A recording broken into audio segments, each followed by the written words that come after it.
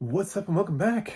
I'm John Stark, MacMovieGuy.com, your favorite blind film critic, and we are at the end of the TV season, which means we're kicking off Emmy season, and I'm kicking off Talking Emmys. This is Best Drama Series. Please click like and subscribe because I'm building a cult following here on my channel. One of the rules is no shoes, no shirt, no problem. I think I stole that from a country artist, but that's going to be one of the mantras here at the at the channel. I'm blind. I wouldn't know if you're wearing shoes or shirt anyway. That's the plus side. I think you're beautiful, and I mean it. Anyway, drama series. What do we got this year? Who's going to get nominated? Who's going to win? I I'm getting the FYC submissions for things that I get to vote for. I'm not an Emmy voter. That would be really cool, and I would be the best Emmy voter. I think I watch more TV than all of the Emmy voters, except maybe like there might be one obsessive Emmy fan. I bet I watch more TV than everybody else. So Emmys are hard to predict because typically Emmy voters stick to their guns. They don't love hopping on things that they didn't hop on already. So you look a lot at what have they nominated before and what is really hot and new, like fire hot and new. You don't want that show that's just catching on in its third or fourth season. No matter like if they've never nominated Yellowstone. Do you know what I'm saying? Like no matter how many times somebody's been like, it's finally the time of Yellowstone. It has never been the time for Yellowstone. It doesn't matter how popular that show is. Emmy voters have said no resoundingly every single time. So trying to come around to a show later or a performance later that just didn't work before, there's no real reason to believe it's going to work later. So you kind of have to stick to what have they been doing. So we're going to start at the top. I have we're going for 8 spots. We're trying to fill 8 spots here for Best Drama Series. And for the top, I have 3 shows that I all think are locks for nominations, and I think they're the ones that are competing to win. I think these shows are guaranteed nominations. So if you're betting, these are bets. I don't know which one's going to win right now, but it's going to be one of these 3. And first up, Severance from Apple Plus, which would be the show I would lean toward right now. I think it had a strong second season. And for reasons I'm about to explain about the next 2 shows, it's going to be a little bit harder for them. So the next 2 shows are The White Lotus, which is HBO, and The Pit, which is Max. And they're both from the same FYC campaign. So if they're both perceived as flying close to the sun, they're going to need to have equally strong pushes. So that's Warner Brothers Discovery having to split their FYC campaign money, even once they get the nomination between those shows. Plus, I think they're going to have at least a third, maybe even a 4th show in contention. Maybe even a 4th show. Unlikely, but maybe. It's not out of the complete concept of consideration. So we have, so those are the top 3 shows. All of them were buzzy, all of them hit, all of them seem to be keeping people at attention. People are talking about them. They all have been nominated previously, except The Pit, which is brand new, but The Pit is getting an absurd amount of attention. I'm hearing that its FYC events are crazy full, like they're getting packed far more than anything else. So there's a high interest in this show. People have connected to it.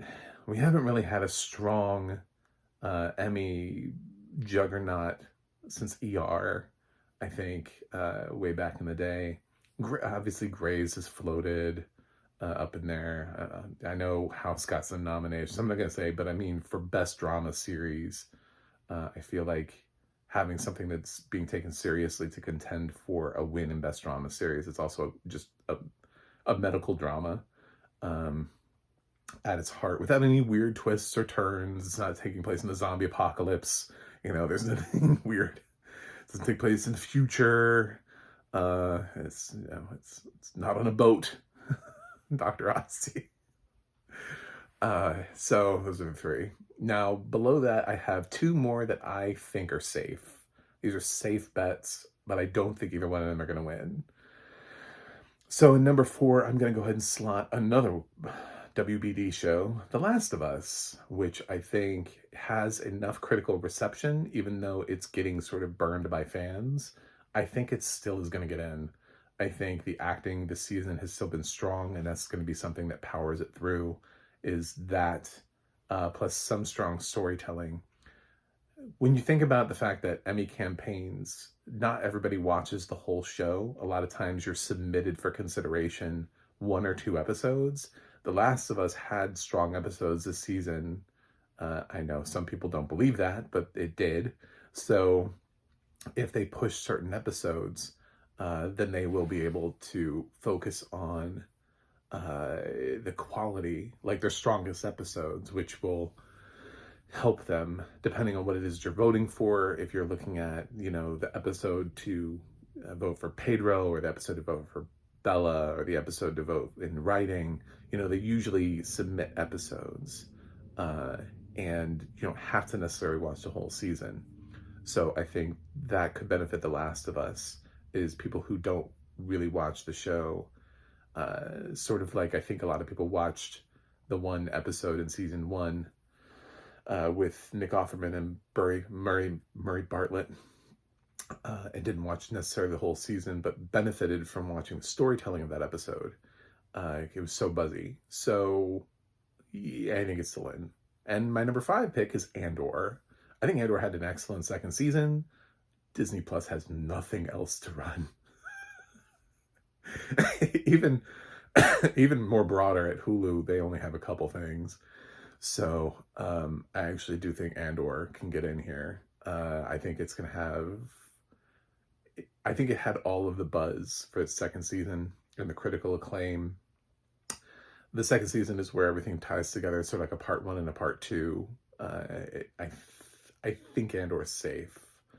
And then sort of for my next 2 spots, I'm going with 2 shows that have previously been nominated, and I'm scared. But I'm going to bet on them anyway. So I'm going to say for 6th place that Squid Game gets a call back. I think Netflix's strongest other series is maybe The Diplomat. They don't actually have, I don't think Black Doves can break in. They didn't produce a ton of dramas. They did produce a ton of comedies though. Emmy voters long ago gave up on Bridgerton, which sucks because I thought Bridgerton is good enough to be in the conversation, but it's not going to get any nominations. So I think Netflix's strongest campaign is Squid Game, which previously won this award, which is why they would let it repeat. It's just going from season 1 to season 2.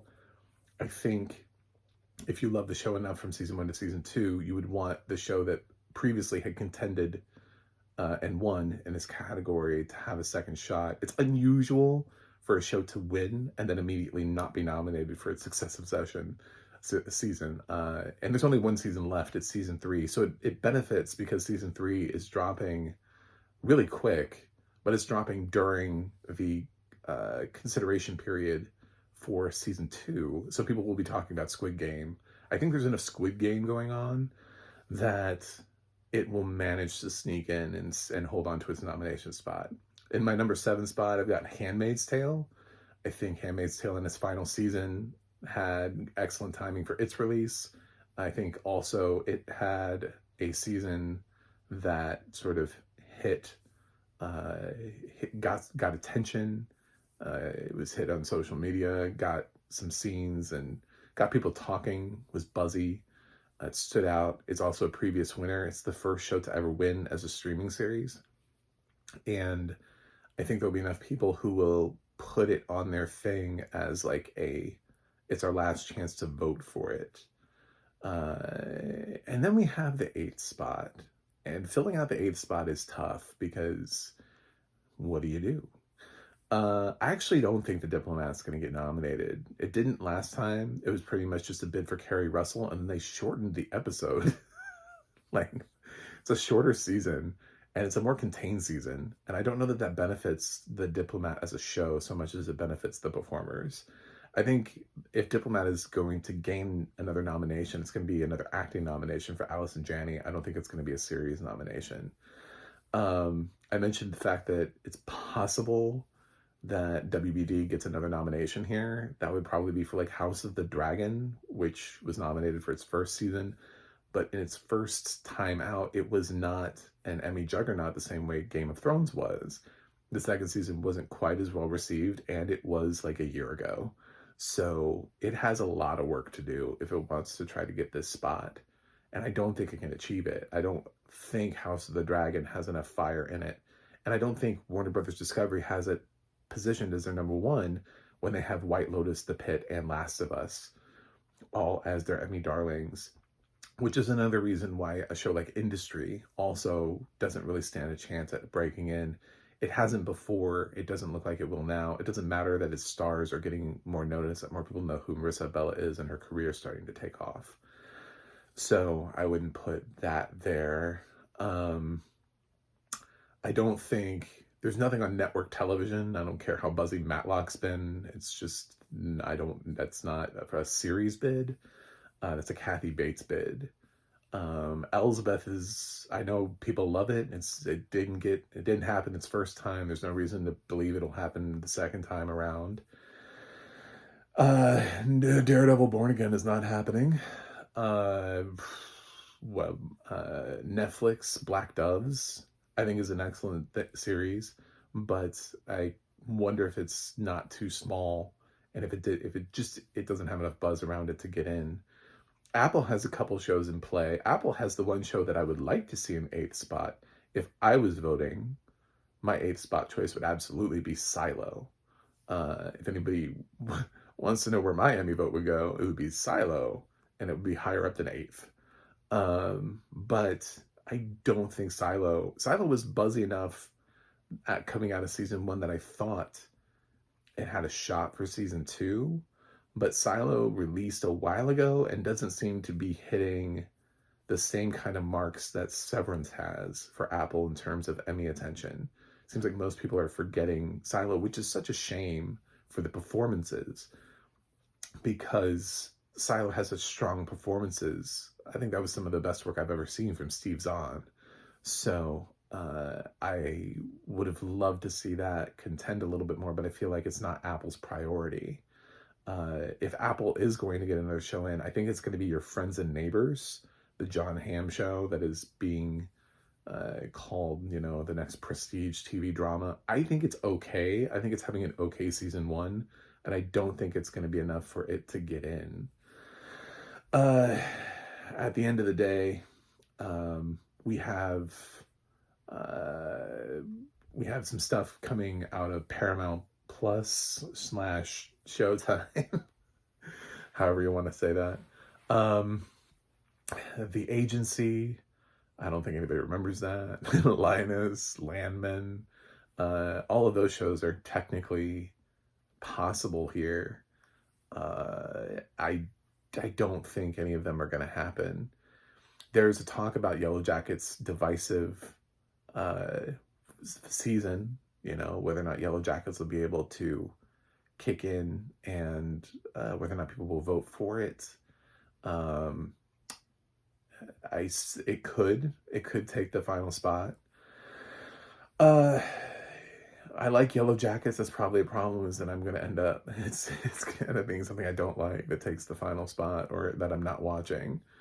Hulu, I think people are putting a lot of weight on Paradise that it's not necessarily warranted in terms of a series bid. I think if it got a nomination for Sterling K. Brown in lead actor, that would be quite a win for it. It also could potentially have like a supporting actress nomination. I don't think anybody cares about The Old Man anymore. It got canceled after 2 seasons. It's unusual for a show that got canceled to rally at the Emmys, especially a show that premiered sort of towards the beginning of Emmy season. So that's not likely to happen. Amazon, their dramas, they don't quite have the same profile. They're missing Fallout this year, and as far as their dramas go, they have a lot of dramas that aren't competing in drama. So The Boys and Etoile actually compete in comedy, which is problematic for them because I don't know which category would be better for them. I know, for example, that as an Emmy voter, if I was one, I would feel way more comfortable voting for The Bear in drama, and I would feel more comfortable voting for Etoile in drama. And I think The Boys walks a fine line too. I think comedy is starting to lose that actual, like, what are we rewarding? Because we're rewarding a lot of like really serious performances in comedy that are not actually funny, but they're emotionally engaging. And so comedy has almost become like drama light. We're no longer rewarding the funniest shows, we're rewarding the best performances, almost like these shows could compete against dramas. So Amazon shows, yeah, Reacher's not going to get a nomination here. So I don't know what would come out of Amazon to get the nomination. So for my last spot, as I've sort of exhausted, I think, all of the potential shows, if it was my heart, I would say Yellow Jackets, but I think they went a little too far this season, and I think people are not going to like it.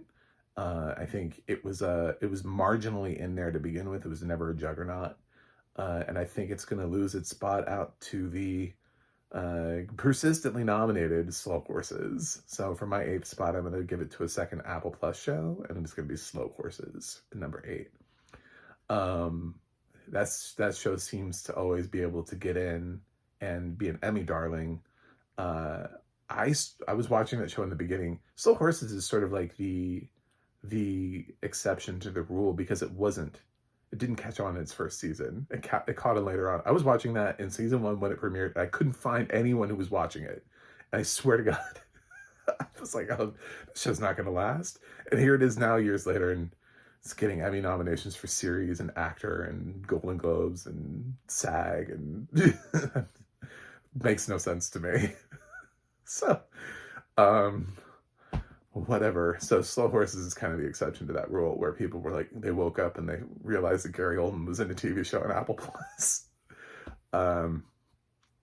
So those are my top 8. You can debate it.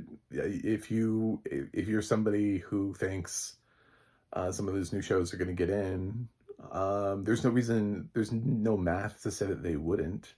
It would be dumb for you to try to fight me with something that has been around for years and has never been nominated. That would be silly. 911's getting nominated this year. It's not getting nominated. I don't care who they killed off this year. It's not getting a serious nomination. Yeah, so those are my drama series picks. Let me know what you think yours are in the comments. Fight me on mine, and I will. Yeah, if you so some of those, if you think some of those I just didn't mention, you may be like, well, that's a strong. I'd be like, actually, did you know it's competing in comedy? So, believe it or not, we've considered that show to be a comedy. So, or I just forgot it, which is possible, or I didn't think it mattered, it wasn't worth mentioning. Or it's a limited series too. You got to remember some of those are limited series, competing in limited. So thanks for watching. Thanks for subscribing. I'll see you guys on the other side.